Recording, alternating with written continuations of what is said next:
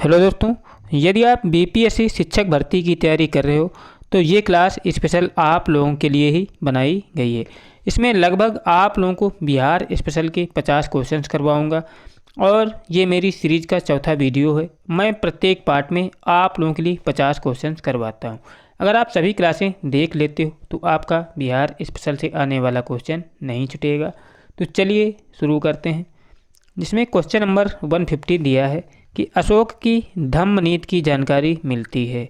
तो अशोक की धम्मनीति की जानकारी मिलती किससे? द्वितीय स्तंभलेख से मिलती है, 7वें शिलालेख से मिलती है और 12वें शिलालेख से मिलती है अशोक की धम्मनीति की जानकारी। अगला है कि मौर्य साम्राज्य के उपरांत मगध पर किस वंश का शासन स्थापित हुआ? तो उत्तर है शुंग वंश का। मौर्य वंश के पतन के बाद में मगध पर शुंग वंश का शासन हुआ। अगला है कि शुंग वंश का संस्थापक कौन था? तो उत्तर है पुष्यमित्र शुंग था शुंग वंश का संस्थापक। अगला क्वेश्चन है कि किस शुंग शासक ने पाटलिपुत्र में स्थित कुक्कुटराम विहार को 3 बार नष्ट करवाने का प्रयत्न किया था?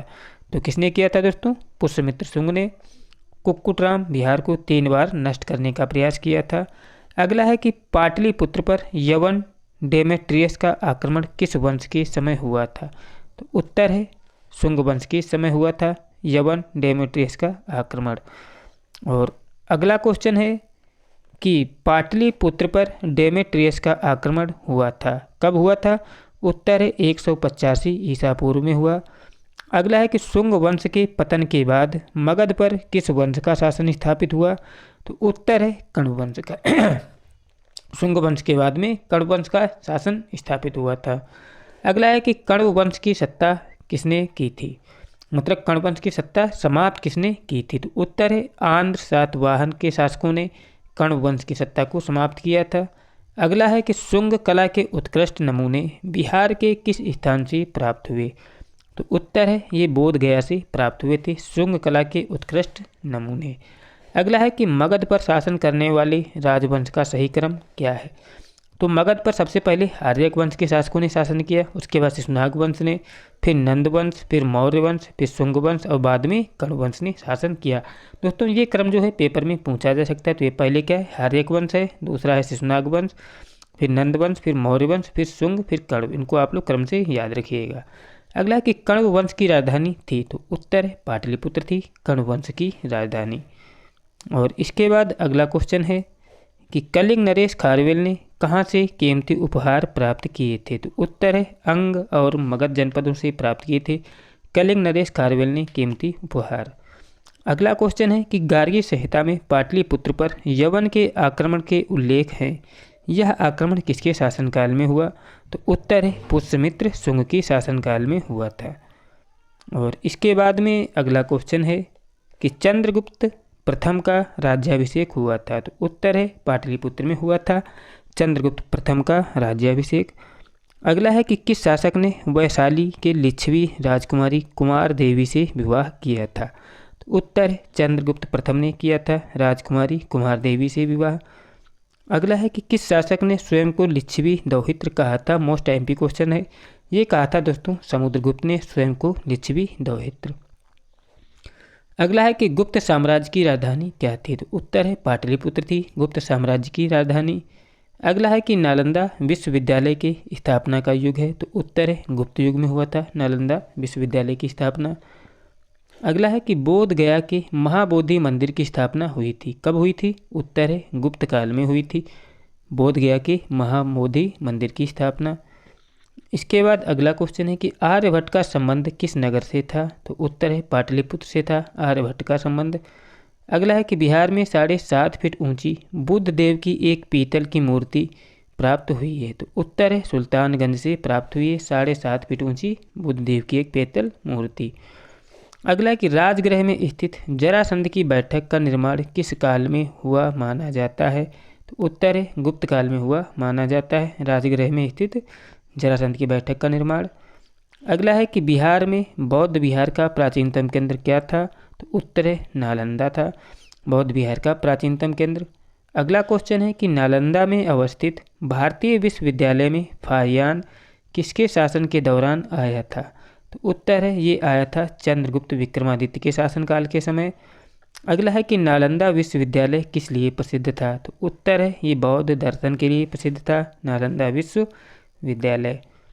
अगला क्वेश्चन है कि गुप्त संवत का आरंभ होता है? तो उत्तर है 320 ईस्वी में प्रारंभ होता है गुप्त संवत। इसके बाद अगला क्वेश्चन है कि सौराष्ट्र और मालवा क्षेत्र की विजय किस गुप्त सम्राट ने की थी? तो उत्तर है ये की थी चंद्रगुप्त सेकंड विक्रमादित्य भी इनको बोलते हैं, सौराष्ट्र और मालवा क्षेत्र की विजय। अगला है किस गुप्त सम्राट ने दक्षिण भारत में सफल सैनिक अभियान किया? तो उत्तर है समुद्रगुप्त ने किया था दक्षिण भारत में सफल सैनिक अभियान। अगला है कि मगध पर मिहिर कुल का आक्रमण किस शासन के समय में हुआ? उत्तर है नरसिंह गुप्त के शासन के समय हुआ। अगला है कि मगध के परवर्ती गुप्त वंश का संस्थापक कौन था? तो उत्तर है कुमार मतलब कृष्णगुप्त था मगध के परवर्ती गुप्त वंश का संस्थापक। इसके बाद अगला क्वेश्चन है कि मौखर शासक ने किसे परास्त कर मगध के अधिकांश भाग को जीत लिया? तो उत्तर है दामोदर गुप्त ने मगध के अधिकांश भाग को जीत लिया था मौखर शासकों को हराकर। अगला है कि हर्षवर्धन के मृत्यु उपरांत बिहार के कुछ क्षेत्रों में कुछ समय के लिए तिब्बत की संप्रभुता स्थापित हो गई थी, जिसका अंत किया था किसने किया था? बिहार के किसी स्थानीय शासक अर्जुन ने यात्रियों को क्षति पहुंचाई थी। प्रतिशोध में तिब्बत और नेपाल की सेनाओं ने बिहार पर आक्रमण कर दिया था। अगला है कि मगध के परवर्ती गुप्त वंश का अंतिम शासक कौन था? तो उत्तर है जीवित गुप्त था परवर्ती गुप्त वंश का अंतिम शासक। और इसके बाद अगला क्वेश्चन दिया हुआ है कि मगध के किस परवर्ती गुप्त सम्राट के बारे में कहा गया है कि उसने समुद्र तट तथा हिमालय के शत्रुओं को जीता था? तो उत्तर है जीवी गुप्त ने दोस्तों समुद्र तट तथा हिमालय के शत्रुओं को जीता था। अगला है कि मगध के किस परवर्ती अगला क्वेश्चन है कि मगध के किस परवर्ती गुप्त सम्राट के शासनकाल में चीनी राजदूत वांग वेन से भारत की यात्रा आए? तो उस समय किसका शासन था? तो उस समय याद रखिएगा आदित्य सेन का शासन चल रहा था। और अगला क्वेश्चन है कि चीनी यात्री इत सिंह बिहार का भ्रमण किया था? तो चीनी यात्री इत सिंह बिहार भ्रमण कब किया था? तो उत्तर है 673 ईसा पूर्व में। इसके बाद में अगला क्वेश्चन है कि चीनी यात्री हेनसांग ने किस विश्वविद्यालय में अध्ययन किया था? तो उत्तर है इसने अध्ययन किया था नालंदा विश्वविद्यालय में। अगला है कि बोध गया के महाबोधि का वृक्ष को क्षति पहुंचाने वाला शासक कौन था? तो दोस्तों बोध गया के महाबोधि को क्षति पहुंचाने वाला शासक था शशांक। दोस्तों इसने क्या किया था? महाबोधि मतलब जो जिसके नीचे भगवान बुद्ध को ज्ञान की प्राप्ति हुई थी, बोधि वृक्ष को इसने कटवा दिया था। इसके बाद में अगला क्वेश्चन है कि विक्रमशिला विश्वविद्यालय का संस्थापक कौन था? तो उत्तर धर्मपाल था। अगला है कि आधुनिक बिहार के किस जिले में विक्रमशिला विश्वविद्यालय स्थित था? तो उत्तर है भागलपुर में स्थित था विक्रमशिला विश्वविद्यालय। इसके बाद अगला क्वेश्चन है कि मुंगेर को अपनी राजधानी बनाने वाला शासक कौन था? तो उत्तर है देवपाल था मुंगेर को अपनी राजधानी बनाने वाला पाल शासक। दोस्तों अगर आपको मेरे द्वारा करवाए जा रहे ये क्वेश्चंस अच्छे लग रहे हो तो प्लीज़ चैनल को ज़रूर सब्सक्राइब कर दें। वीडियो अच्छा लग रहा हो तो लाइक भी करें और अपने दोस्तों के पास ज़रूर शेयर करें जो भी बीपीएससी टीचर की तैयारी कर रहे हों। तो अगला क्वेश्चन दिया हुआ है कि किस शासक के काल में शैलेंद्र वंश के शासक ने नालंदा में एक बौद्ध मठ का स्थापना करवाया था? तो उत्तर देवपाल ने करवाया था। इसके बाद में अगला क्वेश्चन है कि किस शासक ने ओदंतपुरी में बौद्ध विहार की स्थापना करवाया था? तो उत्तर है गोपाल ने करवाया था ओदंतपुरी में बौद्ध विहार की स्थापना। अगला है कि बिहार में पाल युग में कांस्य से निर्मित मूर्ति की एक उन्नत शैली का विकास हुआ। कांस्य मूर्तियों के निर्माण की इस शैली में निर्णायक देन थी तो किसकी थी दोस्तों? ये थी धीमन एवं मिट्ठपाल की थी। इसके बाद अगला क्वेश्चन है कि पालकालीन कांस्य प्रतिमाएं सांचे में ढली हैं, इसका साक्ष्य मिलता है कहाँ से मिलता है? तो उत्तर है नालंदा एवं कुकरीहार से मिलता है इसका साक्ष्य।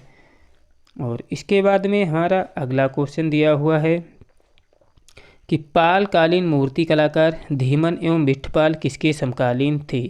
तो पालकालीन धीमन एवं विट्ठलपाल जो थे दोस्तों धर्मपाल एवं देवपाल के समकालीन थे। अगला है कि पालकालीन चित्रकला का भित्ति चित्र रूप कहाँ से प्राप्त हुआ? तो उत्तर है ये नालंदा से प्राप्त हुआ था पालकालीन चित्रकला का भित्ति चित्र। अगला है कि पाल काल में श्रीनगर भुक्ति कहा जाता है, तो उत्तर है मगध को कहा जाता है पाल काल में श्रीनगर भुक्ति। अगला है कि मिथिला या तिरहुत के कर्णाट राज्य का उदय 1097 से 98 में किसके शासनकाल में हुआ, तो उत्तर है रामपाल के शासनकाल में हुआ था। अगला क्वेश्चन है कि मिथिला के कर्णाट शासक की राजधानी क्या थी, तो याद रखिएगा कर्णाट वंश के शासकों की राजधानी क्या थी, तो याद रखिएगा सिमरावगढ़ थी। और लास्ट क्वेश्चन है कि कर्णाट वंश का पूर्णतः अंत कब हुआ, तो उत्तर है 1378 ईस्वी में हुआ था कर्णाट वंश का अस्तित्व। दोस्तों मेरे द्वारा करवाए गए ये क्वेश्चंस आपको अच्छे लगे हो तो प्लीज़ चैनल को ज़रूर सब्सक्राइब कर दीजिए। वीडियो अच्छा लगा तो लाइक भी करें और अपने दोस्तों के पास शेयर करना ना भूलें। और इससे आपको फ़ायदा ये होगा कि मैं जो भी आपको क्वेश्चंस करवाऊंगा आपको सबसे पहले नोटिफिकेशन पहुंचेगा और आप लोग को देखने के लिए मिलेगा। मिलते हैं नेक्स्ट वीडियो के साथ, तब तक के लिए जय हिंद जय भारत।